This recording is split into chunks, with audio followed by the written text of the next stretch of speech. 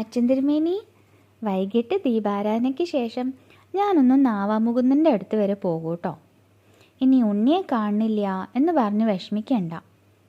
എന്താ ഉണ്ണി, ഇന്നിപ്പോൾ നാവാമുകുന്ദനെ കാണാൻ? അവിടെ മഹാമാഘ മഹോത്സവം നടക്കുകയല്ലേ, എല്ലാവരും പോണു. ഉണ്ണി ഒന്ന് പോയി കണ്ടിട്ട് വേഗം മടങ്ങി വരാം. എന്നാൽ ശരി, വേഗം വരണോട്ടോ. അങ്ങനെ അച്ഛൻ തിരുമേനിയുടെ അനുവാദവും വാങ്ങി കണ്ണൻ നാവാമുകുന്ദനെ കാണാൻ യാത്രയായി. എന്നിട്ട് വേഗം മടങ്ങിയെത്തിട്ടോ. പോയി വന്ന കണ്ണൻ രാത്രിയിൽ അച്ഛൻ തിരുമേനിയോട് വിവരിച്ചു. അച്ഛൻ തിരുമേനി വരൂ, ഇവിടെ ഇരിക്കൂ, ഞാൻ പറഞ്ഞുതരാം. നാവാമുകുന്ദൻ്റെ സന്നിധിയിലെ ഇന്ന് മഹാമാഘ മഹോത്സവമാണ്. അവിടെ ചെന്ന് ആദ്യം തന്നെ നിളാസ്നാനം ചെയ്തു.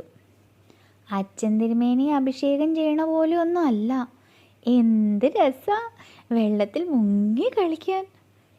എന്നിട്ടൊരു കള്ളച്ചിരിയും. പിന്നെ അവിടെയൊക്കെ നടന്ന് നിളയുടെ ഭംഗി ആസ്വദിച്ചു. പിന്നെ അല്ലേ സന്ധ്യ ആയപ്പോഴേക്കും നിളയ്ക്ക് ദീപാരാധന. നിള ആരതി എന്നാ പറയണേ. എൻ്റെ പൊന്നച്ഛൻ തിരുമേനി, അത് കാണേണ്ട കാഴ്ചയായിരുന്നു. എന്ത് ഭംഗിയാ!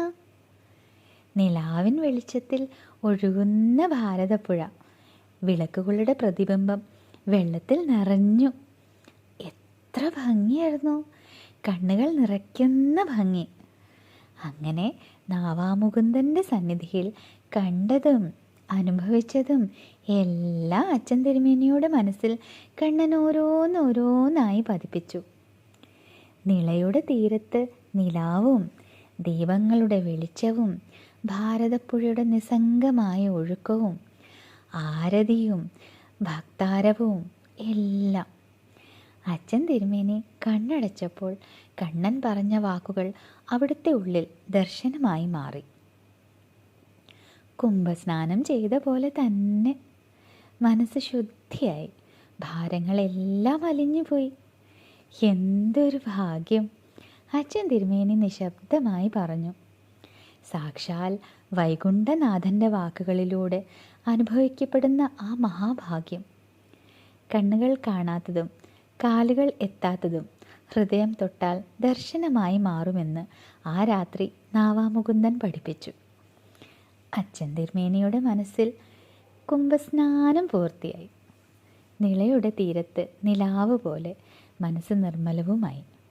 പൊന്നുണ്ണിക്കണ്ണ, എന്നും ഇതുപോലെ കൂടെ ഉണ്ടാവണേ, വാക്കാകുമ്പോഴും മൗനമായാലും. സർവം കൃഷ്ണാർപ്പണമസ്തു.